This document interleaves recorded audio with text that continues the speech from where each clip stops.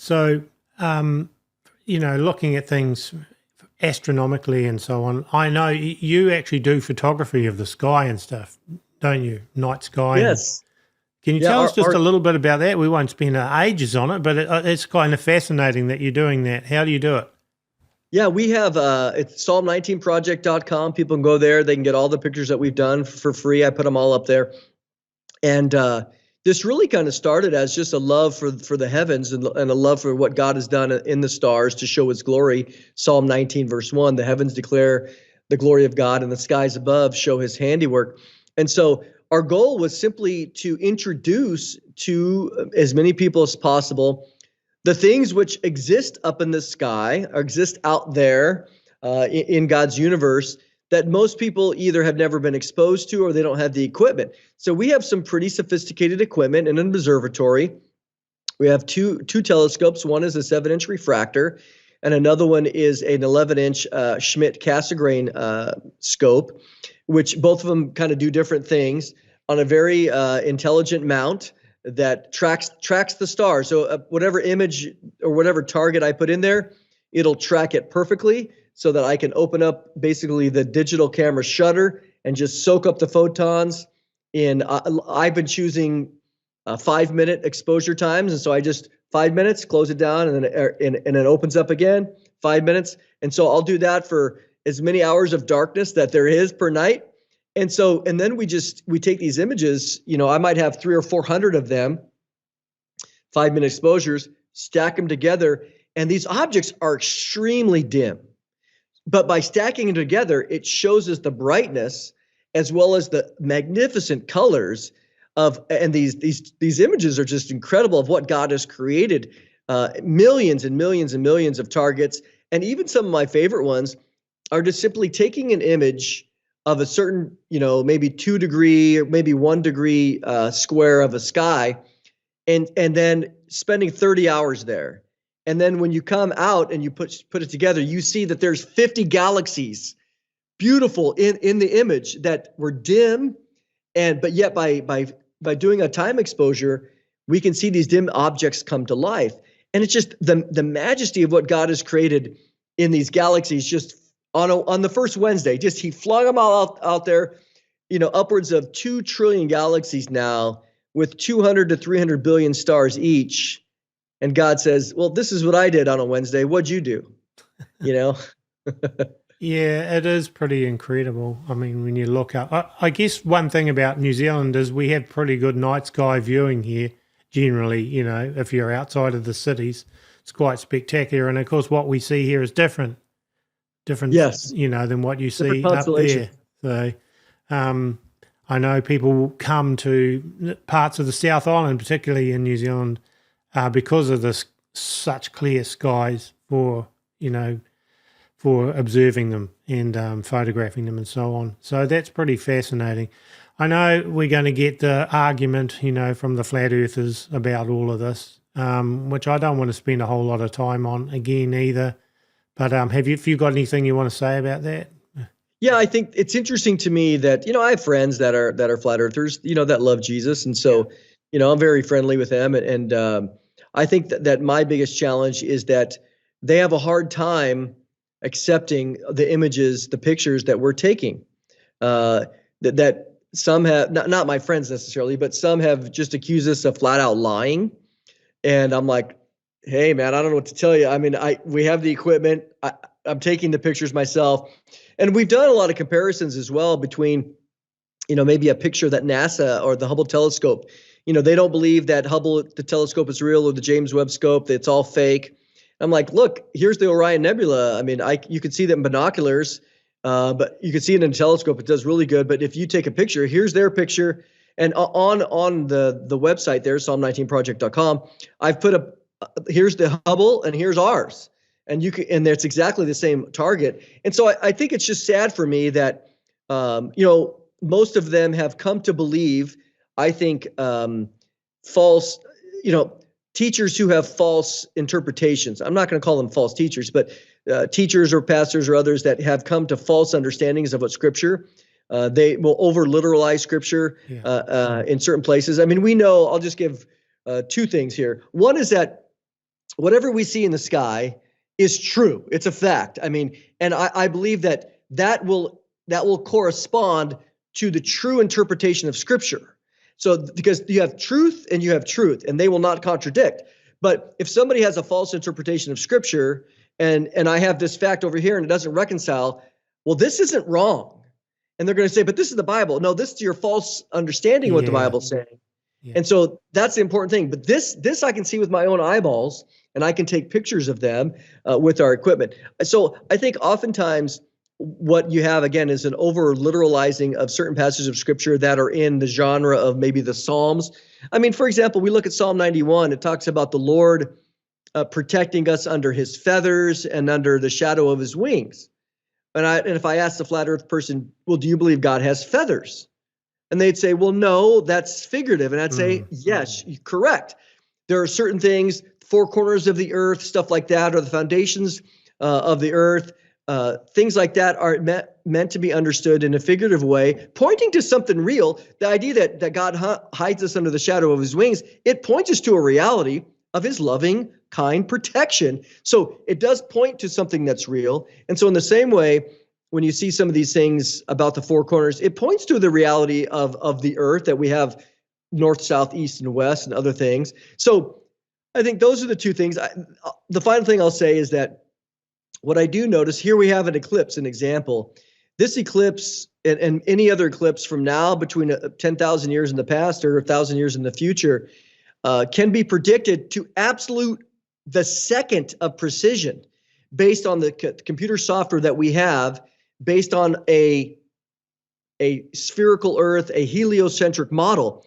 And I just simply ask, hey guys, where's your computer model? If you're a flat earther, that's fine. Where is your computer model that you've shown that I can buy? I'll even buy it on a flat earth, that has images, that has the mechanics of showing how the sun and the moon are operating over this dome, and give me the software that'll show me and that it will predict exactly from that model an eclipse like this. I mean, we can say when I'm in Texas, I know the exact second that totality is going to begin, and I know when it's going to end, and I need to know that, otherwise I'll go blind.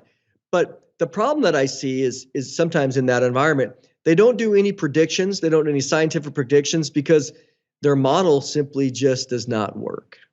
And you mentioned the Bible is full of figurative language and allegories and different things like that. I mean, the book of Job, for example. So Job chapter 38, there's classic examples in there. In verse 6, for example, whereupon are the foundations therefore fastened, or who laid the cornerstone thereof? So talking about the earth. So does the earth has a literal cornerstone? Does it sit on pillars? And then what do the pillars sit on?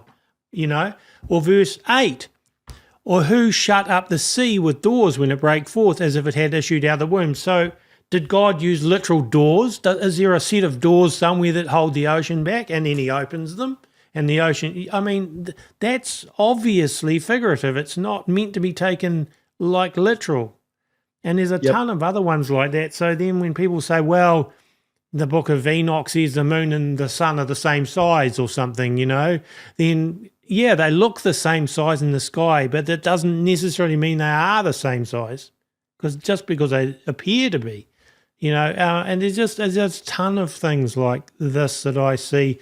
We could go, I'm sure there's a whole lot of other examples, but, the treasuries of the snow and the hail, storehouses. So does God have a literal storehouse where he keeps the hail in and then he opens a door and drops some out of the sky? It's obviously not meant to be taken literally, and yet, I see people taking a lot of these other things literally that suits the doctrine that they've decided on. So I just throw one at you here. Okay, the North Star, and people would say when the Georgia Guidestones were there, you can see the North Star always through the same hole. So therefore, if we had a spinning globe, you couldn't see it because it would move around. Okay, well, there's a pretty good explanation for that. Yeah, see, if people ever get into astrophotography, there's something called the telescope, or the telescope mount. It tracks the sky, and it does a good job. However, there's a couple different types of mounts. One of them is called an azimuth or an azimuth mount, which doesn't work well. But the other one that I use is called an equatorial mount. And what the equatorial mount, it's based on its angle. Its angle is based on your latitude, which is pointing again towards the North Star. But there's something when setting it up that you have to polar align it, which means you have to align that scope exactly with the North Star. But it's interesting that some of the older literature, like let's say 20 years ago even, we recognize that the North Star was not always the technical word is the North Celestial Pole of the spherical Earth, and the North Star is not perfect. So I have to actually adjust for that. So if you go in reality, people can do this using stellarium, and it's true because I've vindicated this in my own life. Because if I'm a little bit off, when I go to market polar alignment, I don't choose the North Star. The North Star is a little bit off, and I point to a spot a little bit to the right of it. And this has something to do with something called the precession of the equinoxes, where as the Earth is spinning, it does a little wobble, and so that celestial North Pole has a wobble like this, and it follows a point every 26,000 years. At least that's the cycle, and but it is true. So this idea of the North Pole or the North Polaris being the absolute center is not true anyway. But I have to accommodate for that difference. Otherwise, my polar alignment is off. And heck, for you guys in the southern hemisphere, you don't even have a center point or a center star. So you guys are the astrophotographers from the southern hemisphere. They're like, oh, you guys have it relatively easy in the north.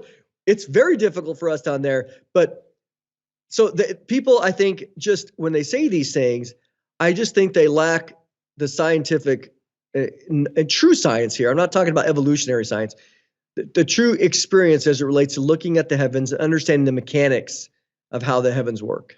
I mean, I'm certainly no expert on it, but I've observed other things, which to me, there's no way that they could occur under a flat Earth model. I put out an article some time back on it, something that I observed. I mean, I didn't really want to turn this into a whole flat Earth discussion because I know the comment section will just blow up around it. But, there are definitely things I've seen which just wouldn't work. And I'll put the article in the links actually underneath the video, I think, so that people can read the article. I won't spend time on it.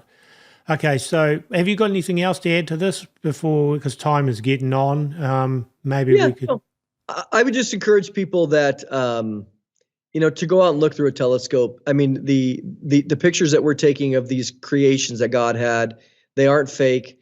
People can look. The last thing I'll say is people can look at, for example, the planet Jupiter, and Jupiter has the great red spot. It really does. You can see it through a telescope.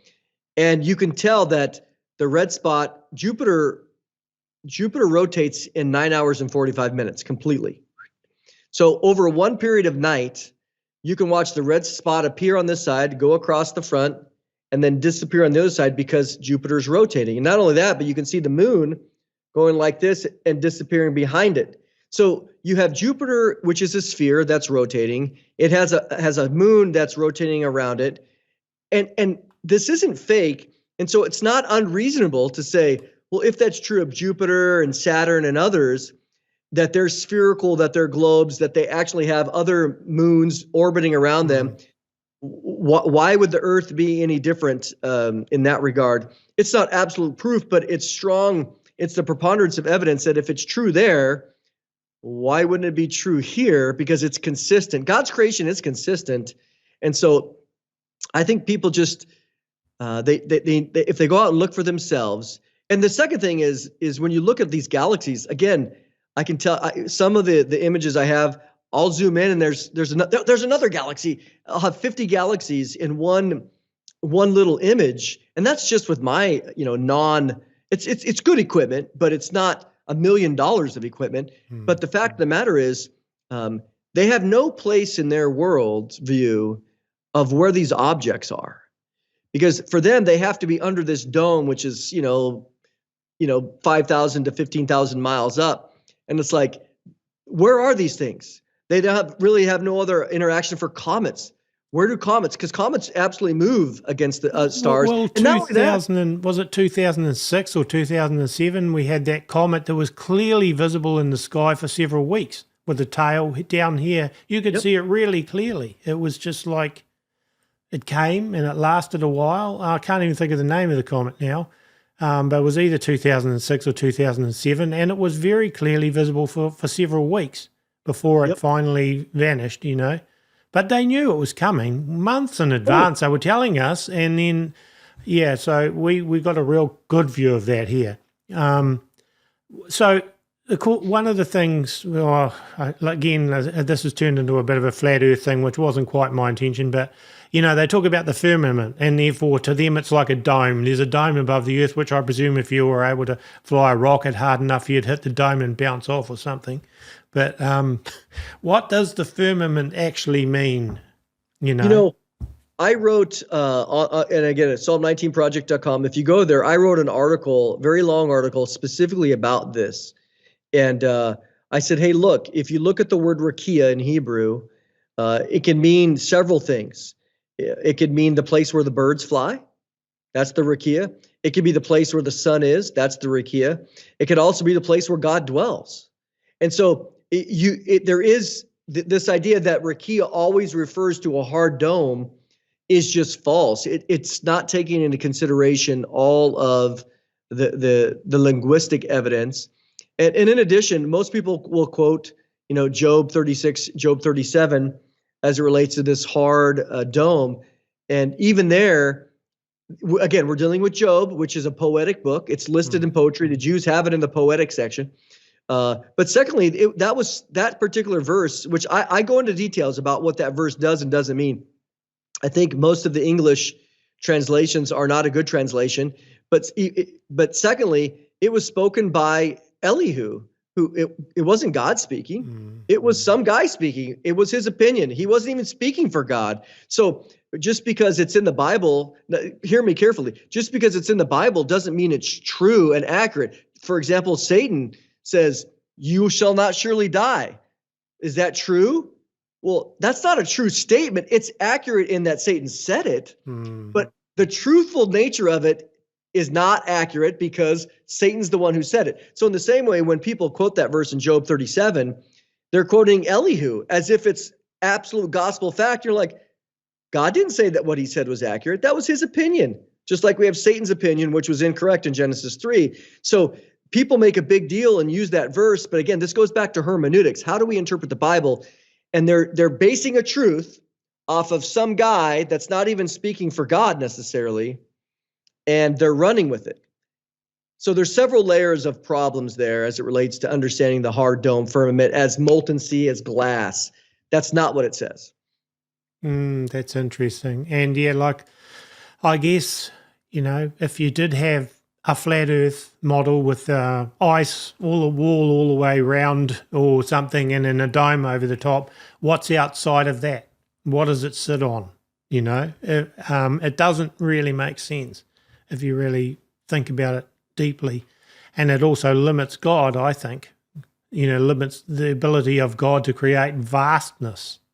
Oh, vastness. It's the vastness out there. And the pictures, a friend of mine asked me, Mondo, how many of those targets are there? I go, billions. I could spend my entire life taking pictures of these things in the vastness of what God has created. It's absolutely unfathomable for our human mind.